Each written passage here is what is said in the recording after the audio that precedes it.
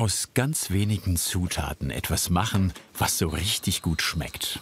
Dafür steht ein kleiner Familienbetrieb im Örtchen Säfferweich bei Bitburg.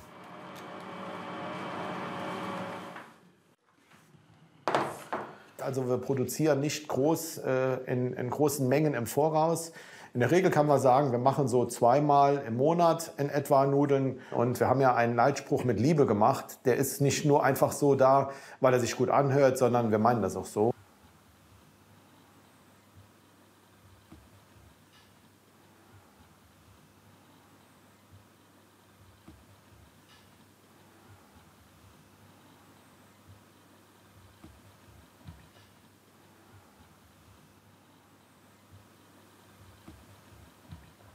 Heute machen wir die klassische Bandnudeln. Dazu benötige ich Eier, da haben wir die Freilandeier.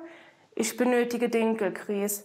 Die Freilandeier haben wir ein paar Dörfer weiter vom Hühnerhof. Die Hühner laufen auch alle schön draußen rum, die kann man auch schauen.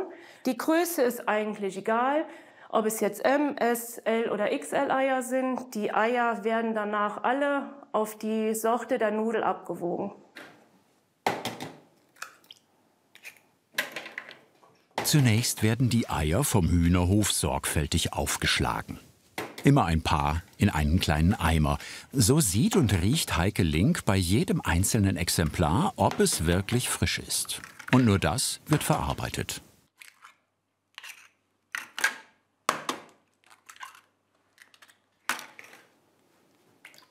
Damit sich Ei und Grieß später gut vermischen, werden schon die Eier untereinander und damit Eigelb und Eiweiß gründlich verquirlt.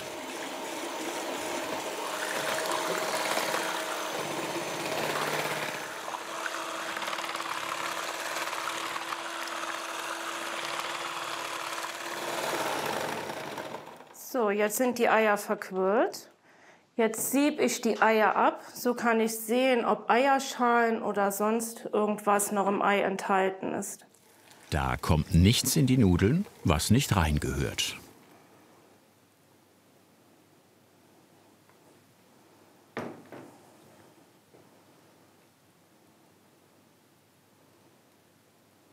Heike Link kennt sich aus mit Hygienevorschriften und mit Ernährungslehre, hat mal Altenpflegerin gelernt. Und seit sie und ihr Mann im Nebenerwerb Nudeln machen, nehmen sie regelmäßig an Schulungen teil. Als nächstes wird das Ei dann abgewogen.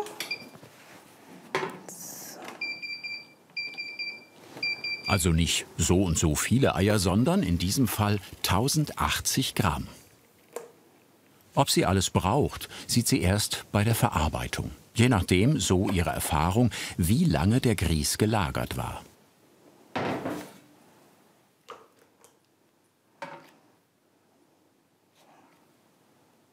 Aber dann sollte man gerüstet sein, mit der nötigen Menge des sorgfältig vorbereiteten Eis. Man sollte schon eigentlich sehr genau sein, sonst kann es nachher sein, dass die Nudel einfach ja, entweder zu trocken ist, dann kann die Maschine verklumpen oder die Nudel ist einfach zu nass. Dann verarbeitet die Maschine die Nudel auch nicht mehr richtig oder sie kommt so als kleinen, fertigen Klumpen so ein bisschen raus, sieht dann auch nicht mehr so toll aus. So, nachdem ich jetzt das Ei abgewogen habe, wiege ich den Grieß ab. Der Grieß, der stammt aus einer kleinen Mühle. Wir schauen, dass der Grieß ohne Rieselhilfe, ohne chemische Zusätze ist. Sie verwendet nur Dinkelgrieß, keinen Weizen. Ganz genau 3 Kilo wiegt sie heute ab. Mit den 1080 Gramm Ei werden daraus am Ende rund 4 Kilo Bandnudeln.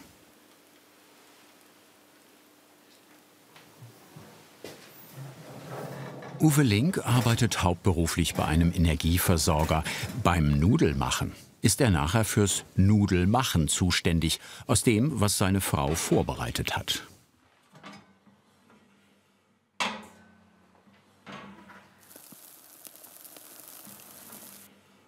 Erst werden immer die trockenen Zutaten eingefüllt. Da sollte man drauf achten, sonst wird der Teig einfach zu fest, der wird klumpig, bekommt keine schöne Farbe. Beziehungsweise, wenn wir auch noch Gewürze beifügen würden, würden die Gewürze rein verklumpen und würden sich nicht mit der anderen Menge vermischen. Dann nehmen wir die vorher abgewogene Menge Ei. Da tun wir erstmal anfangen ein bisschen Ei rein. Schließen die Maschine und lassen sie einfach mal ein bisschen kneten. Da muss man jetzt immer schauen, ist die Menge Ei, die in dem Moment drin ist die genug? Weil wenn ich einmal einen harten Klumpen, eine harte Menge habe und schütte dann wieder Ei dazu, würde die Maschine das nicht mehr richtig verkneten. Dabei bleiben also, sonst war's das mit den Nudeln. Der Vorgang, der dauert circa so 2 bis 3 Minuten, lasse ich den erstmal mischen. Durch die Lücke oben sehe ich, ob ich jetzt ein bisschen Ei zufügen muss. Das muss man immer sehen, weil der Teig sollte später so ähnlich wie Streusel sein. So, dann kontrollieren wir mal den Teig. Da muss man immer wieder die Ränder sauber machen, muss den Teig wieder runterschieben, damit sich die Eimenge mit dem Teig wieder vermischt. Und so kann ich immer kontrollieren, wie der Teig aussieht, ob noch Ei nach muss. Schütte noch wieder ein bisschen Ei dazu. Und dann darf er wieder mischen. Die Erfahrung sagt ihr, wann vielleicht noch wie viel Ei dran muss und wann sie beim Mischen lieber noch mal nachhilft. Damit der Teig am Ende nicht zu feucht und nicht zu trocken wird, sondern schön krümelig. Das kann man nicht messen, das muss man fühlen. Hier müsste jetzt noch eine kleine Menge Ei dazu, weil der Teig einfach noch viel zu trocken ist. Der fällt viel zu trocken auseinander, der hat noch keine richtige Verbindung. Da muss man jetzt immer genau drauf achten, dass man immer noch Schlückchen für Schlückchen nachmacht, weil wenn jetzt ein bisschen zu viel Ei reinkommt, dann haben wir das, wo ich eben gesagt habe, wo wir direkt einen harten Stein haben und den Teig nicht mehr auseinander bekommen. Dass es dann wirklich immer nur ein ganz kleines bisschen was rein muss. Ist der Grieß 1, 2 Wochen länger gelagert, braucht er meistens schon immer ein bisschen mehr Ei. Man kann nicht einfach sagen, die Menge Ei kommt rein, sondern man muss immer genau schauen mit bloßem Auge, wie sich der Teig verhält. Und am besten mit bloßen Händen prüfen, ob der verwendete Dinkelgrieß genau so viel Ei bekommen hat, wie er braucht. Der hat die optimale Menge Ei, er ist schön krisselig. Jetzt ist er fertig, jetzt können wir ihn quasi umfüllen.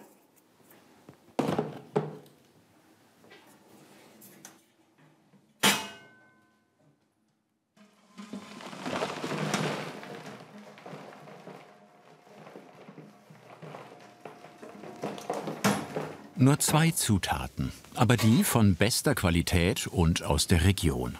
Darauf setzt Heike Link mit ihrer kleinen Nudelmanufaktur in der Eifel.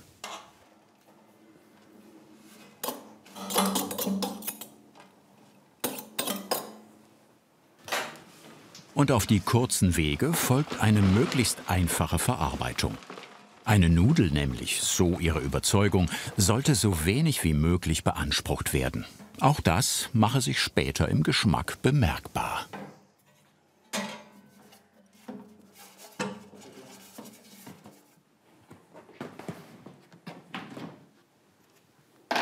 Der kommt jetzt in einen anderen Behälter rein mit Deckel. Da sollte der Teig dann ca. 15 bis 20 Minuten ruhen, damit er richtig schön miteinander verquellen kann. Verquellen heißt, dass der Eianteil und der Grieß sich schön miteinander verbinden kann. Das ganze Prozedere klingt simpel, aber nicht immer hat alles gleich geklappt. Oder zumindest nicht den eigenen Ansprüchen genügt. So, dann wird der Deckel drauf gemacht. Und jetzt darf er ruhen. So haben wir echt bestimmt 2 bis 3 Jahre haben wir gebraucht und immer wieder ausprobiert und getestet und immer wieder die Rezeptur geändert, bis wir irgendwann gesagt haben, die Nudel ist da, das ist die, die wir gerne haben wollen und haben dann einfach weiterhin immer nur unser Sortiment erweitert. So sorgfältig wie der Teig will auch die Maschine vorbereitet sein. So, während der Teig jetzt ruht, können wir schon mal unsere Nudelmaschine vorbereiten. Dazu bauen wir die verschiedenen Elemente ein. Hier die Presswelle muss eingesetzt werden. Dann der Knethaken.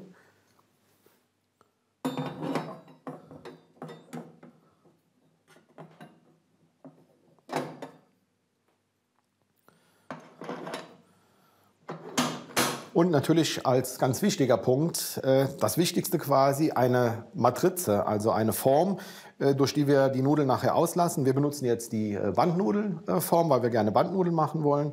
Die können wir aber nicht einfach so verwenden, die ist jetzt kalt. Wir müssen die jetzt vorher in heißes Wasser einlegen und dann machen wir das jetzt mal.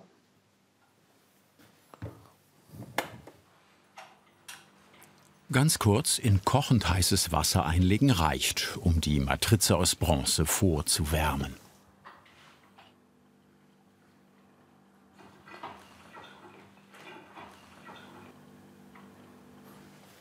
So, die habe ich jetzt in Wasser eingelegt. Damit hat sie jetzt eine gewisse Grundtemperatur. Diese Grundtemperatur ist auch wichtig. Wenn der Teig nachher durch eine kalte Matrize laufen würde, würden die Ränder nicht schön werden, die Nudeln würde eine helle Farbe bekommen und das sind alles Sachen, die wir nicht wollen. Also ist es wichtig, dass man die Matrize gut vorwärmt. Nachher durch den Prozess während dem Nudelausgeben nimmt die sowieso Temperatur an und bleibt dann auch quasi in ihrer Temperatur schön warm. So, der geruhte Teig wird dann jetzt in die Maschine gefüllt.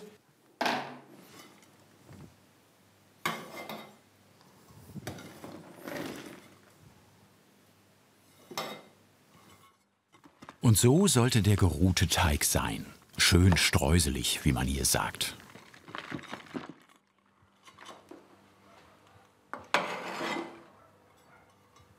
Ist der Teig erstmal in der Maschine und die läuft, dann bestimmt sie das Tempo. Da ist volle Konzentration gefragt.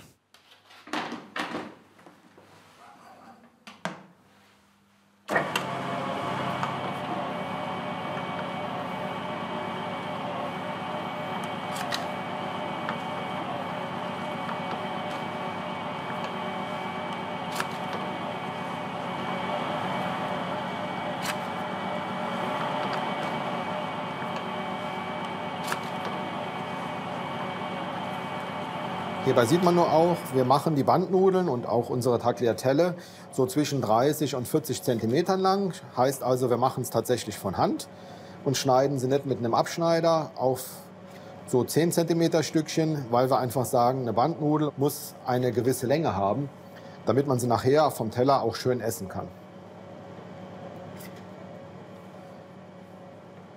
Hierzu gehört ein bisschen Geschick. Das lernt man auch nicht an einem Tag. Da muss man auch schon einige Nudeln abgestochen haben, bis man die Nestchen dann so hinkriegt, dass man auch in einem Zug durcharbeiten kann. Weil die Maschine kann nicht dauernd stoppen nach jedem Strang, sonst würde man ja den ganzen Tag brauchen und würde gar nicht mehr fertig werden.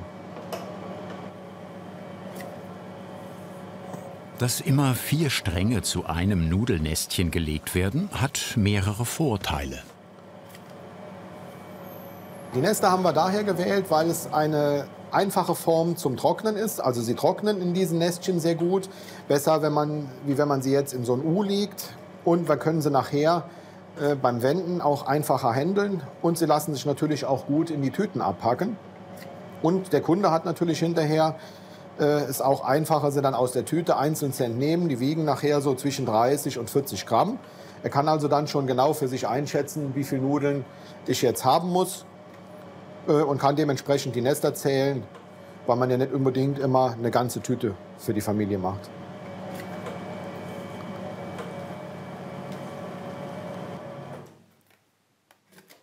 Eine Besonderheit ist auch noch bei unseren Nudeln erwähnenswert, und zwar diese kleinen weißen Punkte, die man hier drin sieht. Und zwar sind das kleine Grießnestchen. Die könnten wir ganz einfach wegbekommen, indem wir einfach ein bisschen mehr Ei reingeben. Das wollen wir aber nicht, denn der Nudelkenner mag genau dieses Phänomen. Wenn die Nudeln nämlich so gekocht sind, ohne diese Nestchen, haben sie eine sehr glatte Oberfläche. Da bleibt die Soße oder Olivenöl relativ schlecht dran haften. Kocht man sie aber so mit diesen weißen Nestchen, geben sich nachher raue Oberflächen. Und dadurch bleibt Soße oder Olivenöl prima an den Nudeln haften. Und man hat nachher eine richtig schön in Soße getränkte Nudel. Das wird aber noch ein bisschen dauern. Zunächst müssen die frisch gelegten Nudelnester erst einmal trocknen.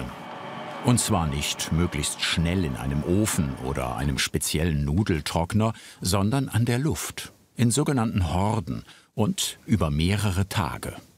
Eine Wissenschaft für sich. Bei Nudeln ist immer ganz wichtig, dass sie von innen nach außen trocknen.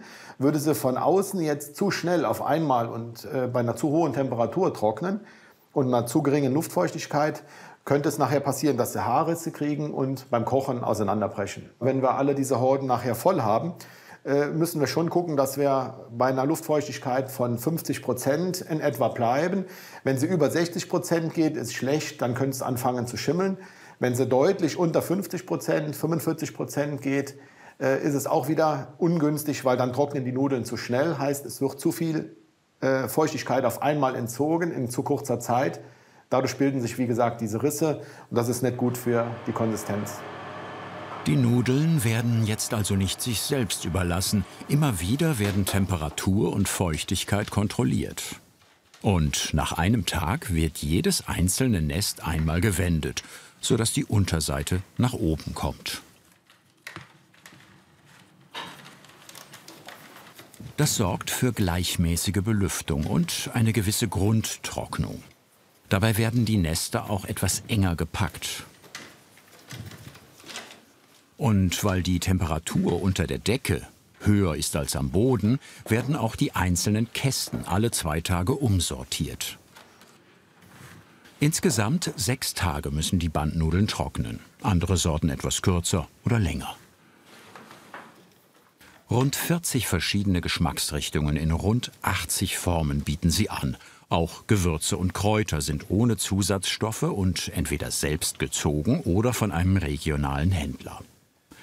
Heike und Uwe Link experimentieren gerne. Und weil sie eine kleine Nudelmanufaktur sind, können sie auch ausgefallene Kundenwünsche erfüllen. Also es rufen auch Kunden an und sagen, ich hätte gerne die und die Nudel. Könnt ihr die mal ausprobieren? So hat ein Kunde angerufen und hat gesagt, ich hätte mal gerne eine Nudel mit Lavendel. Oder ein anderer Kunde hat angerufen, ihr habt ja die Paprika-Knoblauch, ich mag aber kein Paprika, könnt ihr bitte Knoblauch machen? Der andere Kunde sagt, ihr habt nur herzhafte Nudeln, ich hätte aber gerne Schokonudeln, bitte macht mir mal eine Schokonudel. Schokonudeln sind gerade nicht im Angebot, aber ansonsten was für fast jeden Geschmack. Und wem zum Beispiel Hopfennudeln zu riskant sind, der findet immer auch unsere klassischen Bandnudeln. So, es sind jetzt 6 Tage um. Unsere Nudeln haben jetzt 6 Tage lang hier an der Luft getrocknet. Jetzt können wir hingehen und die Feuchtigkeit überprüfen. Die muss bei getrockneten Nudeln deutlich unter 13% liegen.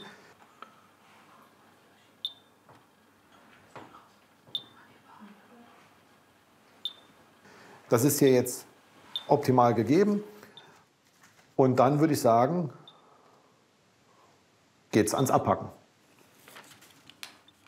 Selbstverständlich übernehmen sie auch das Abpacken selbst, kleben sorgfältig das passende Logo, die jeweilige Kochzeit und ein Haltbarkeitsdatum auf die Tüten. Gut 2 Jahre halten sich die Bandnudeln, zu haben in 500 Gramm Packungen.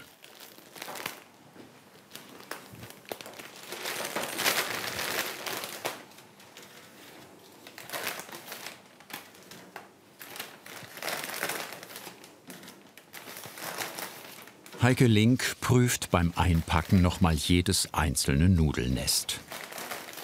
Aber dann muss sie ihre Nudeln aus der Hand geben und sie sozusagen einem ungewissen Schicksal überlassen. Denn was mit so viel Sorgfalt hergestellt und über mehrere Tage hinweg betreut wurde, das kann in wenigen Minuten ruiniert werden. Das Schlimmste, was man machen kann, sage ich immer, ist so eine Nudel tot zu kochen. Also über den gewissen Punkt raus, dass wenn man sie dann im Mund hat, kein Biss mehr da ist. Also die Italiener sagen ja al dente, also man muss die Nudel so in dem Punkt aus dem Wasser nehmen, dass man raufbeißt und immer noch in der Mitte einen relativ festen Kern hat. Dann ist es für uns am besten. Angefangen hatte es mit kleinen Mengen für Familie und Freunde, insbesondere für Menschen, die handelsübliche Teigwaren aus verschiedenen Gründen nicht vertragen. Inzwischen ist die kleine Nudelmanufaktur mehr als ein Geheimtipp. Sie beliefern auch ein paar ausgewählte Einkaufsmärkte und ein Hotel in der Umgebung. Aber Uwe und Heike Link wollen beim beschaulichen Nebenerwerbsbetrieb bleiben. Am wichtigsten ist für sie, dass ihre Nudeln Spaß machen. Ihnen und allen, die sie essen. Und auch fürs Essen gilt, weniger ist mehr. Am liebsten, muss ich sagen, esse ich natürlich unsere Nudeln gerne pur. Einfach ein bisschen gutes Olivenöl drauf, ein bisschen Parmesan oben drauf. Und wenn man keine Soße drauf macht, schmeckt man die Nudeln komplett identisch, wie sie auch sein sollen. Nudeln, wie sie sein sollen. Egal ob ganz klassisch oder eine der vielen Variationen. Die Eifel-Eiernudeln aus Säfferweich müssen sich jedenfalls nicht unter einer kräftigen Soße verstecken. Hat dir diese Handwerkskunst gefallen? Dann schreib uns deine Meinung zum Film in die Kommentare. Und nicht vergessen, Kanal abonnieren.